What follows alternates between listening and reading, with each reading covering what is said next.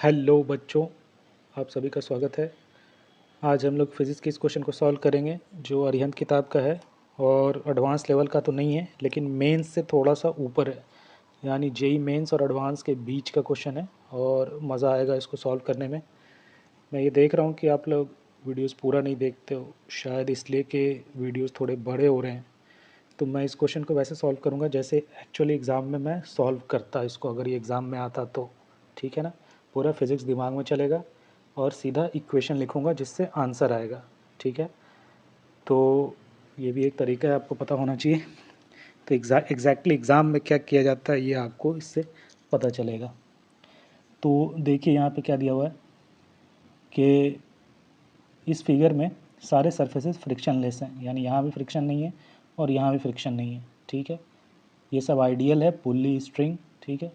पूछ रहा है कि what force F must be applied to M1, यानी ये जो F है M1 पे लग रहा है वो कितना लगाएं to keep M3 from rising और फॉलिंग, यानी M3 को ना ऊपर उठना है ना नीचे गिरना है। ठीक है। राइजिंग और फॉलिंग से रोकना है M3 को, तो कितना फोर्स लगाना होगा। ठीक है। इसमें फिगर थोड़ा सा अरिहंत में गड़बड़ दिया हुआ है बच्चों, ये इससे यहाँ कनेक्टेड होगा। ठीक है ना। यहाँ पे जस्ट चिपका हुआ होगा। ठीक है ना। तभी ये हॉरिजॉन्टल डायरेक्शन मूव करेगा, नहीं तो थोड़ा सा एफ लगेगा तो ये क्या होगा, स्ट्रिंग टेढ़ा हो जाएगा और गैप रहा तो आप क्वेश्चन सॉल्व नहीं कर पाओगे। ठीक है। तो यहाँ पे इसको आपस में टच मानिए। ठीक है। और यहाँ पे फ्रिक्शन नहीं है, तो इसको कैसे सॉल्व करेंगे। तो देखिए मैं डायरेक्ट वैसे सॉल्व कर रहा हूँ जैसे मैं एग्ज़ाम में करता। M3 को मैं देख रहा हूँ आपका ग्राउंड फ्रेम से। मैं ज़्यादातर ग्राउंड फ्रेम ही यूज़ करता हूँ क्योंकि इसी में मैं इमेजिनेशन ज़्यादा सही काम करता है, क्योंकि अपन ग्राउंड फ्रेम में ही रहते हैं। तो देखिए ये M3 बॉडी क्या है, ना ऊपर जा रहा है ना नीचे जा रहा है ग्राउंड फ्रेम से, सिर्फ हॉरिजॉन्टल में जाएगा पूरे ब्लॉक के साथ। तो टेंशन क्या होना पड़ेगा यहाँ पर, टी की वैल्यू हो जाएगी M3G, ये सीधा दिख गया। अब M2 पे आ जाइए, यहाँ पर टेंशन क्या हो गया है टी का, M3G। तो M2 का एक्सेलरेशन क्या होगा हॉरिजॉन्टल में। ठीक है, यही एक फोर्स लग रहा है इस पर। तो एक्सेलरेशन ऑफ M2 आपका सीधा दिख रहा होगा, क्या आ जा रहा है M3G/M2।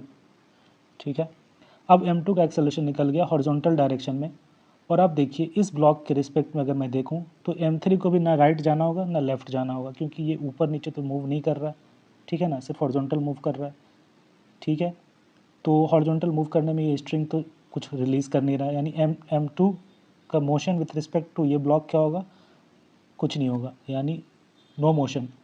तो ये जो एक्सेलरेशन इसका निकल के आया है वही एक्सेलरेशन इस M1 ब्लॉक का भी होना पड़ेगा, यानी इसका भी एक्सेलरेशन M3G/M2 तो होना ही पड़ेगा। यानी फोर्स इतना देना होगा कि ये एक्सेलरेशन इतना प्रोड्यूस कर दे इस ब्लॉक में, तो इसके रिस्पेक्ट में ये भी नहीं मूव करेगा और ये सब कुछ सेट हो जाएगा। तो बस हमें ये फोर्स निकालना है जो इतना एक्सेलरेशन प्रोड्यूस कर सके पूरे में। तो यही थोड़ा मेन काम है। तो इसमें जब F के द्वारा एक्सेलरेशन निकालोगे तो उसमें देखिए M1 और M3 एक सिस्टम बनेगा, क्योंकि इस दोनों का एक्सेलरेशन हॉरिजॉन्टल डायरेक्शन में क्या होगा, हमेशा सेम होगा।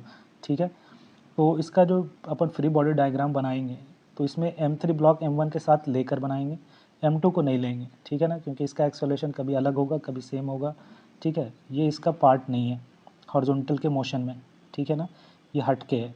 तो अपन इक्वेशन जब लिखेंगे तो लिखेंगे F माइनस ये वाला टेंशन T जो इधर लग रहा है, यानी आप लिखोगे F माइनस टी जो नेट फोर्स लग रहा है M1 प्लस M3 पे, और आप डिवाइड कर दो इसको M1 प्लस M3 से, तो ये एक्सेलरेशन हो गया इस सिस्टम का जो अपने को चाहिए M3G/M2 के बराबर।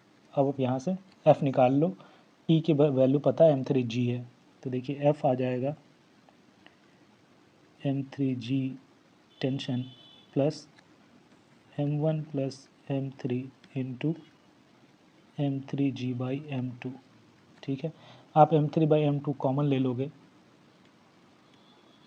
तो देखिए क्या हो जाएगा, M3/M2 कॉमन लोगे तो एक M2 मल्टीप्लाई होगा, तो ये हो जाएगा M1 plus M2 plus M3, M1 plus M2 plus M3 into g. तो इतना ही फोर्स लगाना पड़ेगा। तो यही है आपका आंसर बच्चों। तो ये सब तो बच्चों आपके दिमाग में ही हो जाएगा यहाँ तक। आपको बस ये दो लाइन का इक्वेशन लिखने की ज़रूरत है, एक ये और एक ये, फिर सीधा तीसरे लाइन में आंसर आ जाएगा।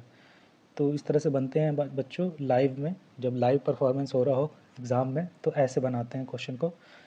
ठीक है। आई होप आपको समझ में आया होगा, अगर नहीं समझ में आया तो कमेंट्स में लिखिए और वीडियोस को हमारे पूरा देखिए बच्चों, फ़ायदा होगा। अपने दोस्तों के साथ शेयर भी करें ताकि मैं वीडियोस और इंटरेस्ट के साथ बनाता रहूँ। आज के लिए इतना ही। Thank you.